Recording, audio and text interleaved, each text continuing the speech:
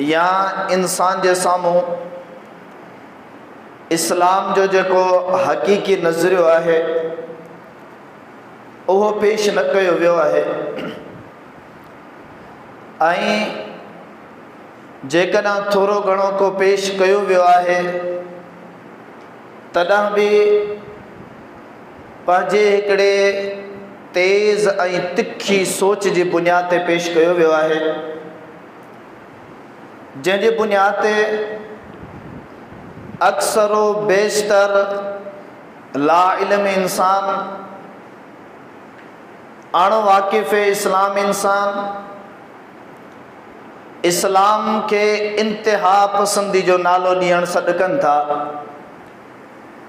तो इस्लाम जे अंदर के रुगो बस सज़ाऊं, रुगे मारूं, रुगे सख़्ती ऐं जबर रखियल आहे।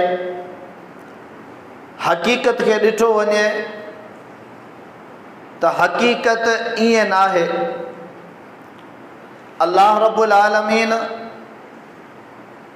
जेको दस्तूर क़ाइदो कानून पंहिंजे किताबनि जी सूरत में या अंबिया अलैहिमुस्सलातु वस्सलाम जिन जी ज़बानी हदीस जे नाले सां जेको पेश करायो आहे, उन जो जेकॾहिं संजीदगी सां वेही मुतालियो कजे, पढ़जे, सम्झजे ऐं परखजे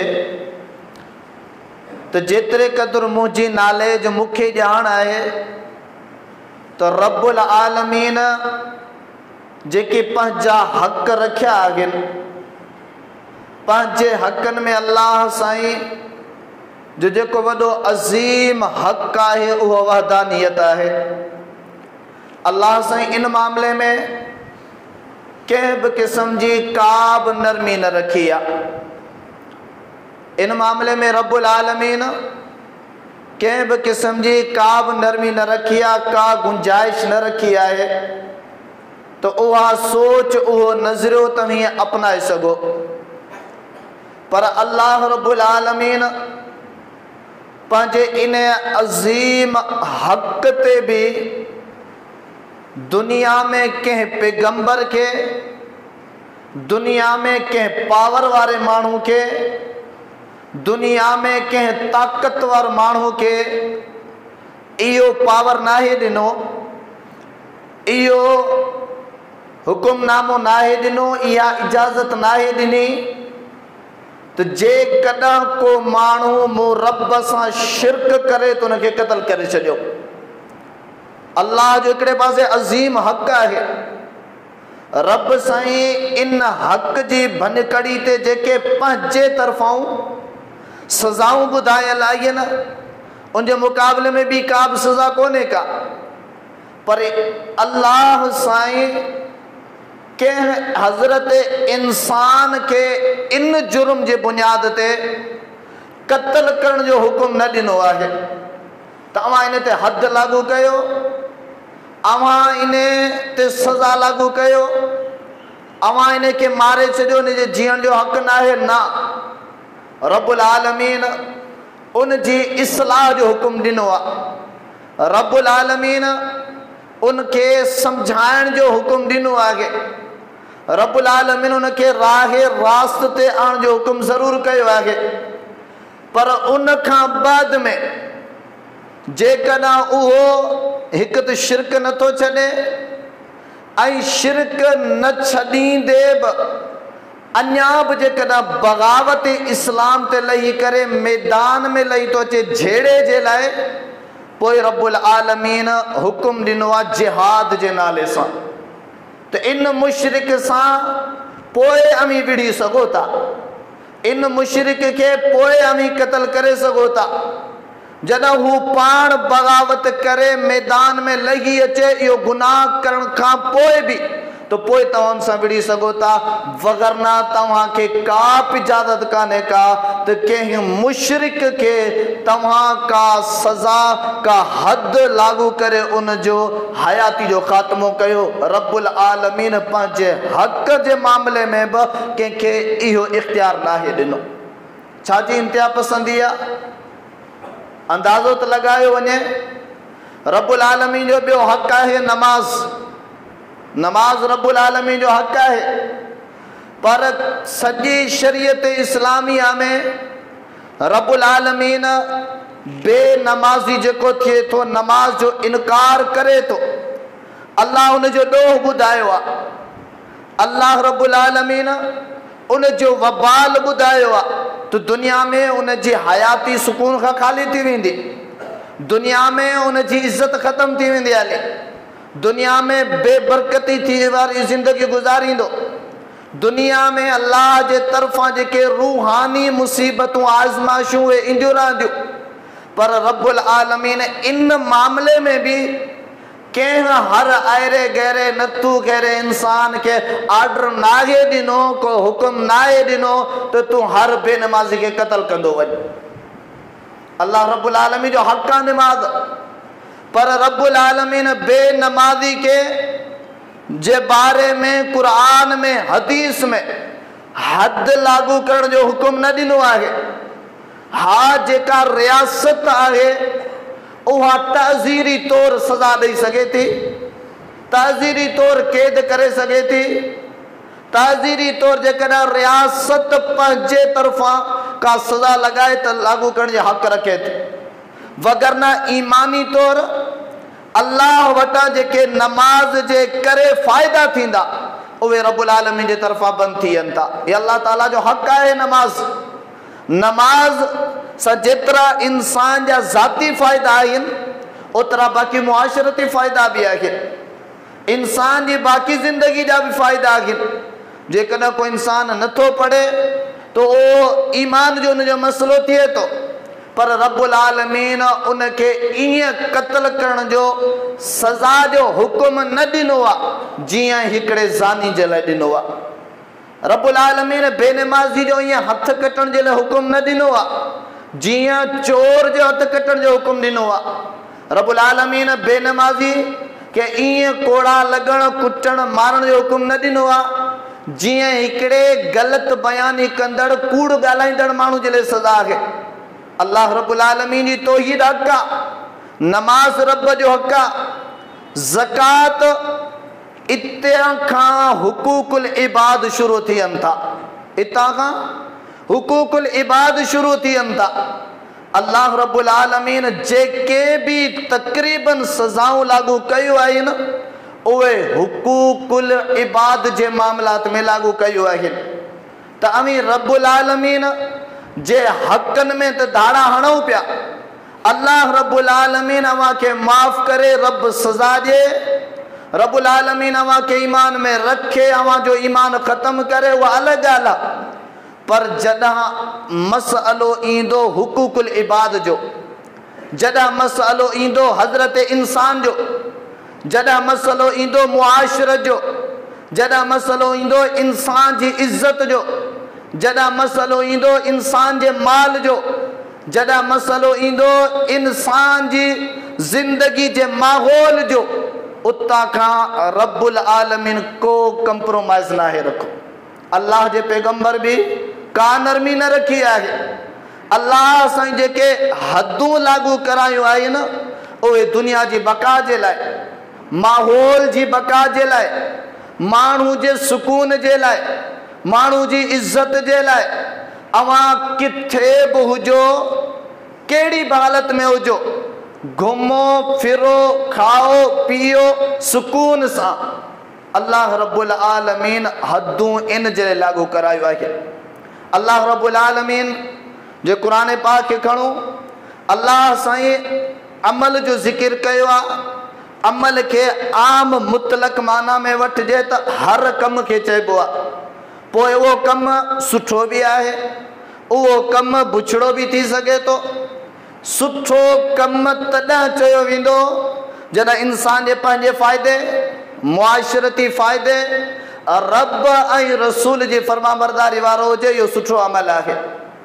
इहो साॻियो कमु आहे, साॻियो अमल आहे, साॻा ज़बान मां निकिरंदड़ लफ़्ज़, जुमला, कौल ऐं ॿोल आहिनि जेकॾहिं पंहिंजे फ़ाइदे, मुआशरती जे फ़ाइदे, रब रसूल जी ताबेदारी मुताबिक़ न आहिनि त तो ये तव्हांजे दस्तूर, तव्हांजी हयाती, तव्हांजे माहौल के भी फ़ायदो नथा ॾेई सघनि।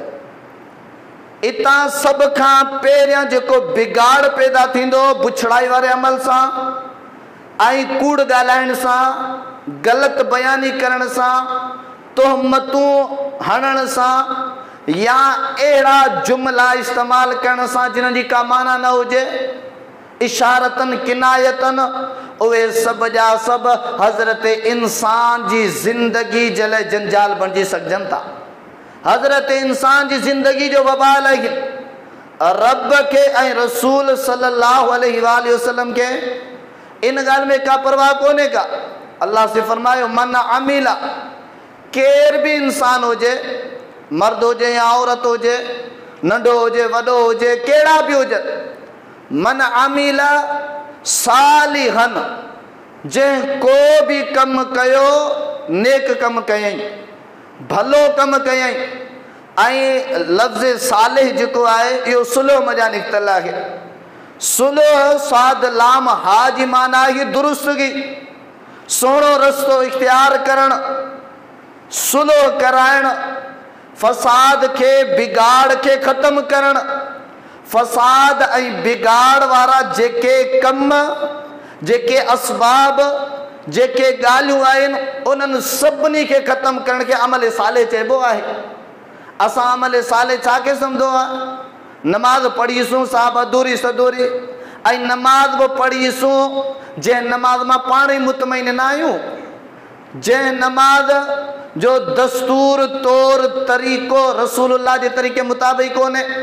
असां बसि नमाज़ पढ़ीसूं, जेकॾहिं 5 वक़्त आहियूं त सुठी ॻाल्हि आहे, न त 2 वक़्त, न त जुमो, न त ईद पढ़ीसूं, बसि असां नमाज़ पढ़ियासूं। इहो नेक सालेह अमल आहे। नेक सालेह अमल सिर्फ़ु इन शइ जो नालो कोन्हे रुकू कयो सजदो कयो। नेक सालेह अमल जो माना मक़सद मफ़हूम वसी आहे, जो जिथे तव्हां सुठो अमल कयो पिया, उन सुठे अमल करण जे नतीजे में जेकॾहिं अव्हां में बिगाड़ वारो अमल मौजूदु आहे, बुछड़ाई वारो अमल मौजूदु आहे, फसाद वारो अमल मौजूदु आहे, फितने वारो अमल मौजूदु आहे, उन खे ख़त्म थियणु खपे। अमल साले इन शइ जो नालो आहे। जेकॾहिं हिकिड़े पासे नेकी मौजूदु आहे, ॿिए पासे फितनो फसाद मौजूदु आहे, पोइ तव्हां अमल साले कयो ई कोन्हे, सुठी ॻाल्हि कई ई कोन्हे का। सुठी ॻाल्हि हाणे आऊं आहियां चवां नमाज़ पढ़ो, ऐं पाण नमाज़ पढ़ाई न, हे आऊं ॻाल्हि तूं सुठी करे पियो वञा, पर इन सुठी ॻाल्हि जे पोयां नतीजो छा आहे? ऐं पाण बेनमाज़ी आहियां, कॾहिं बि फ़ाइदो कोन थींदो, कॾहिं बि असरु कोन थींदो। आऊं चई वञा हलियो ज़ना न करियो, ॻाल्हि सुठी आहे, कोल सुठो आहे, ऐं पाण ज़ानी हुजां, को फ़ाइदो न। जेसी ताणी अवां नमाज अपनाइण खां पोइ जेके बाक़ी बिगाड़ आहिनि ख़त्म नथा करियो, मुंहिंजी नमाज आहे ई कान। सुठी ॻाल्हि करण खां पोइ बाक़ी बिगाड़ मौजूदु आहिनि, फसाद गुनाह ज़्यादतियूं मौजूदु आहिनि नफ़्स में, अमल ज़िंदगी में, सम्झो त तव्हांजो इहो ॻाल्हाइणु फुज़ूल आहे, इहो ॻाल्हाइणु मुहमल आहे, बेमान आहे, अजायो आहे। ऐं इहो अजायो ॻाल्हाइण बि इंसान जे लाइ वबाल आहे, इंसान जे लाइ तबाही जो बाइस आहे। वक़्त जो ज़ियान, मुआशिरो वेठो आहे, जेके दोस्त अहबाब आया आहिनि उन्हनि जो वक़्तु ज़ियान, उन्हनि खे अजायो सिड़ियासीं, पोयां केतिरा कम थियनि हा फ़ाइदे वारा, उन्हनि सभिनी खां उन्हनि खे कटे करे विहारे करे अजायो ॻाल्हियूं करे छॾियूंसीं, केॾो नुक़सानु थियो। इहो बि इंसान जे लाइ वबाल। ही थियो अक़ली ॻाल्हि, ही थी समाजी ऐं माहौली ॻाल्हि। जेकॾहिं फुज़ूलियात वारी कचहरी में गॾु थियो, पाण करीमन फरमायो रब वटि क़यामत वारे ॾींहुं इहा शर्म सवारी जी मजलिस थींदी इंसान जे लाइ। इंसान परेशान थींदो, काश ऐं इहा कचहरी, इहो वक़्तु, इहा महफ़िल, इहा मजलिस जेका दुनिया में करे आयुसि, जेका बेमाना हुई, जेका फुज़ूल हुई, जंहिंजो को नतीजो कोन निकितो, को सुधारो न हुयो, अॼु आऊं तबाही बर्बादी में पियो आहियां। जेकॾहिं इन्ही मुंहिंजी मजलिस में का फ़ाइदे वारी ॻाल्हि हुजे हा, त पोइ अॼु आऊं परेशान न थियां हा। फरमाए अमल सालिह, अमल कयो ॻाल्हायो, पर उन अमल ऐं कौल खां ॻाल्हाइण खां पोइ नतीजो अचणु खपे। पोइ तव्हां सम्झो त तव्हांजो इहो अमल कारगर बि आहे, अव्हां जी इहा कोशिश कामयाब थी वई आहे हली, ऐं इन कोशिश पोयां सम्झो त रब्बुल आलमीन अव्हांखे नतीजो बि ॾींदो।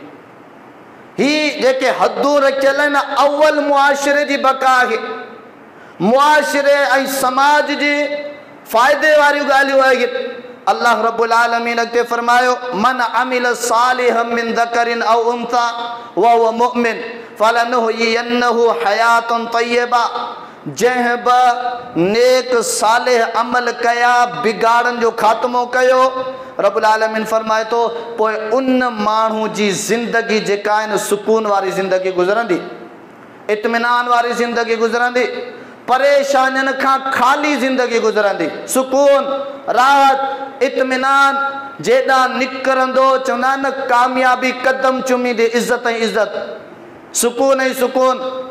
अॼु परेशान आहे इंसान रोज़ी जे लाइ, इज़त जे लाइ, ऐं रस्ता रोड चौक चौराहा मटाइण जे लाइ फुलान गॾिजी पवे त बेइज़ती न करे, अहिड़ा अमल करियो ई न। यानी तव्हांजी ज़िंदगी में, तव्हांजे क़ौल गुफ़्तार में जेकॾहिं इहे शयूं मौजूदु आहिनि त तव्हांजे लाइ वबाल आहे।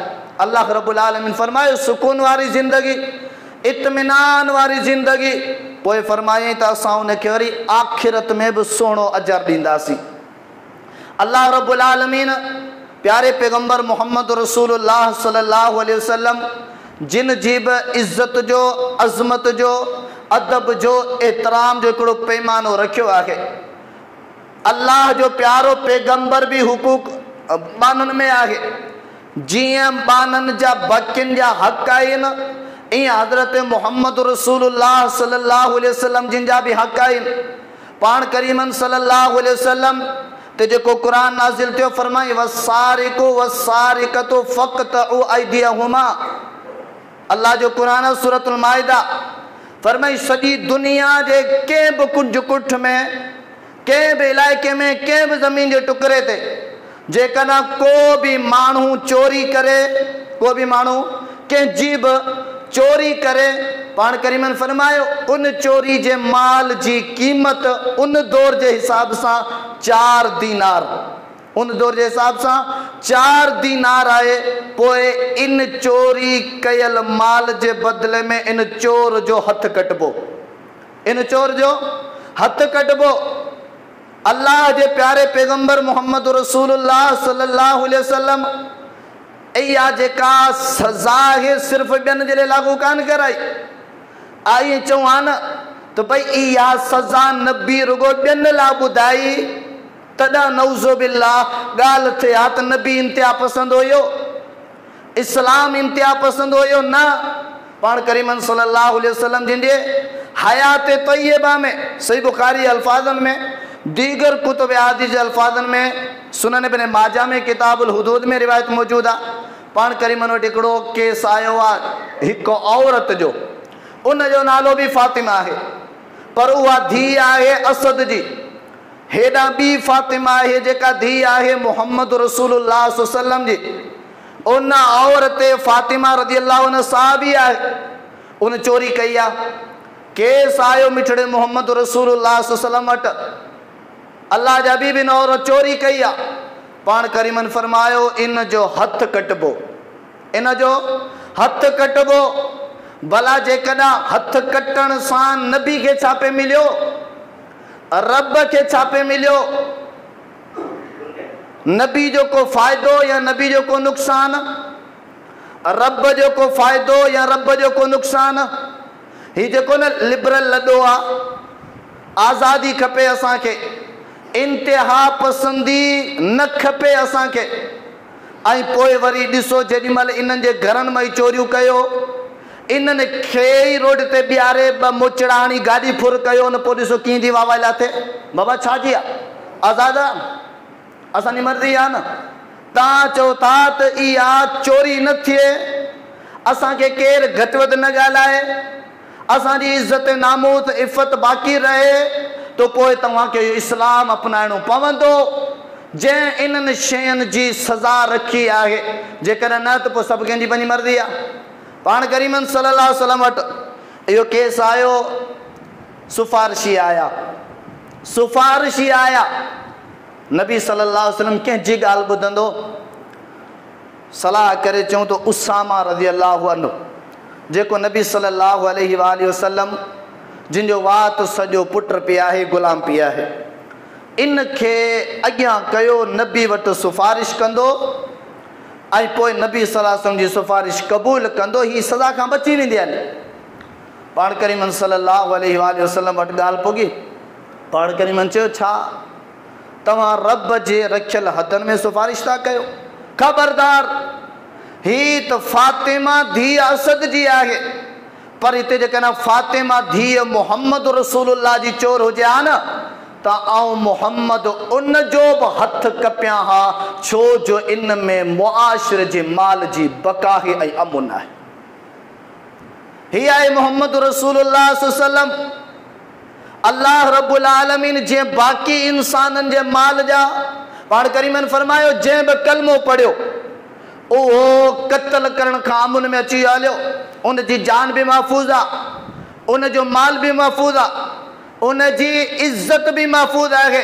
हे लिबरल लॾो चए थो त न आज़ादी खपे असांखे आज़ादी खपे, न कोट हुजनि, न लोढ़ा हुजनि, न गेट हुजनि, न वरी पर्दो हुजे, कपिड़ा सोढ़ा हुजनि, वार खुलियल हुजनि, चेहरा खुलियल हुजनि, मेकअप शेकअप लॻल हुजनि, हर अहिड़े गहरे नथू केरे सां हर न्याणी इज़त वारी हले फिरे, आज़ाद माहौल हुजे। अल्लाह जे प्यारे पैगंबर मोहम्मद रसूलुल्लाह सल्लल्लाहु अलैहि वसल्लम फरमायो, माल भी महफूज, जान भी महफूज, इज्जत भी महफूज आहे।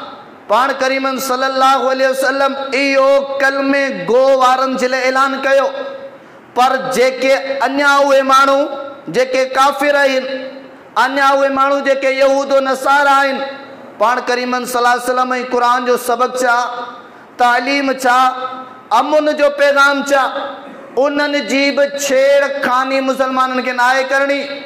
जेसी ताणी इस्लाम सां बग़ावत कनि, जेके कलमो पढ़ी आया उन्हनि जी जान जी छेड़छाड़ कनि, उन जे माल जी छेड़छाड़ कनि, उन जे इज़तनि जी छेड़छाड़ कनि, पोइ इस्लाम ऐं इस्लाम जो कानून इजाज़त ॾिए थो उन्हनि खे सज़ा ॾियण जी, वगरना उन्हनि लाइ बि अमुन आहे। ही इस्लाम आहे, ही इस्लाम जो नज़रियो आहे। अल्लाह सीजा फरमायो, वल अस्र इन्नल इंसान लफी खुस्र, कसम आहे ज़माने जो, पूरे जो पूरो इंसान खसारे में आहे, तबाही में आहे, बर्बादी में आहे, वैलो हलाकत में आहे। इल्लल्लज़ीना आमनू, सिवाय उन्हनि माण्हुनि जे जिन ईमान आंदो। ईमान ॿिनि शयुनि जो नालो आहे, हिकु त रब खे, रब जे क़वानीन खे मञणु, ॿियो ईमान जी माना आहे अमुन खे क़ाइमु करणु। पंहिंजे ज़बानी, पंहिंजे हथनि, पंहिंजी ज़बाननि, पंहिंजे अखियुनि, पंहिंजे कननि, पंहिंजे पेरनि जे तरफ़ां अमुन हुजे मुआशिरे में।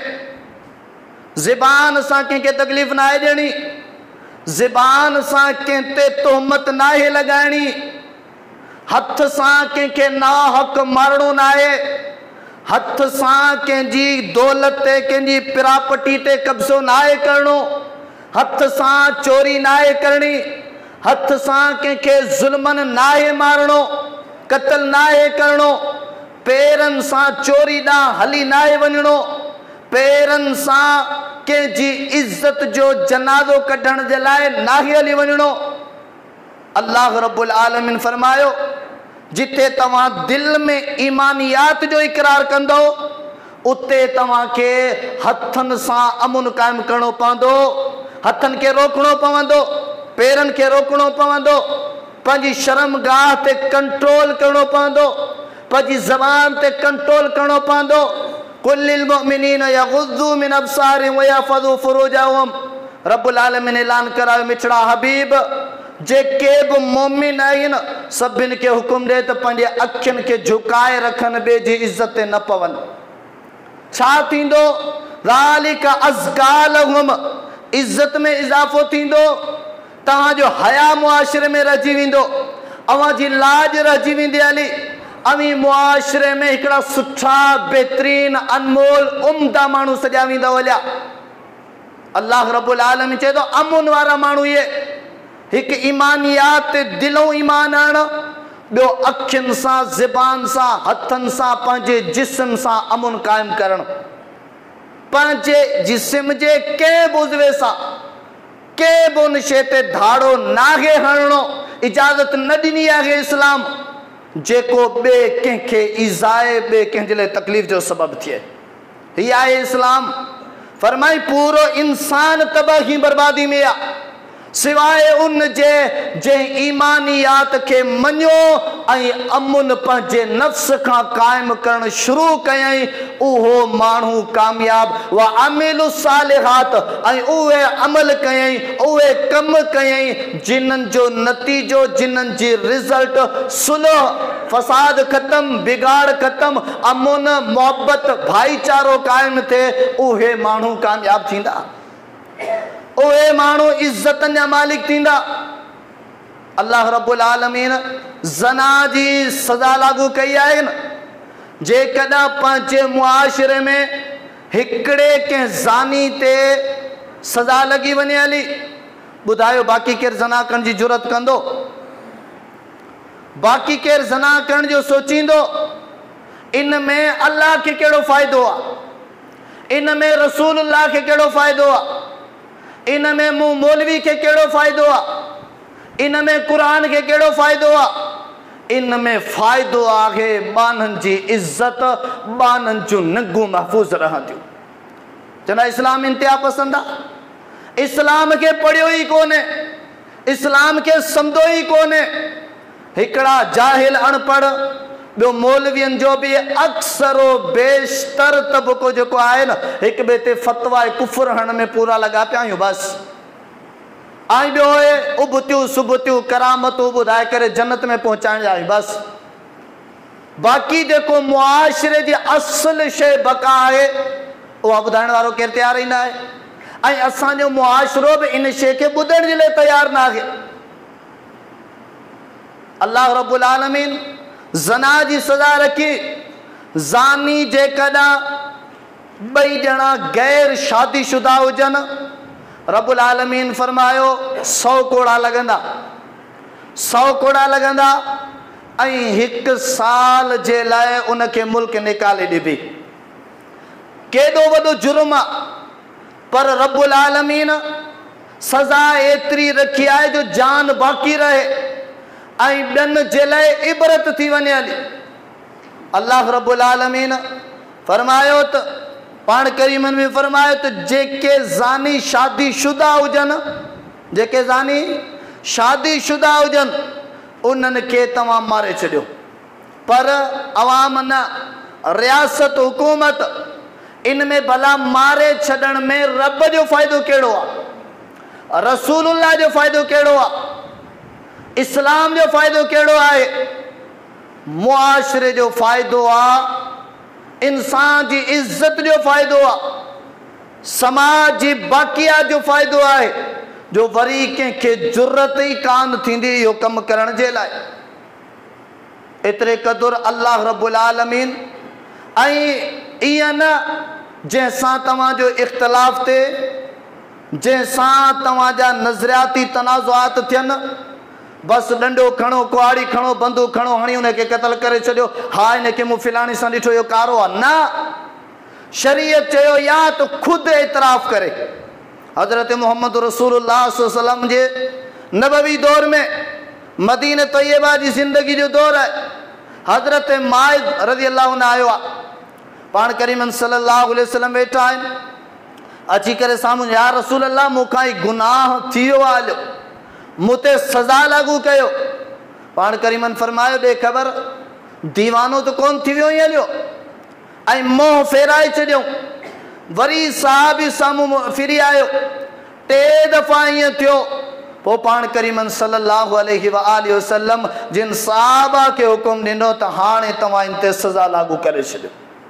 हिकिड़ो ॿियो साहबी आयो आहे, चोरी करे गुनाह जी पादाश में, शर्म सवारी में, गुनाह का पोइ फौरन आयो या रसूल अल्लाह मूंखां ही गुनाह थी वियो हलियो।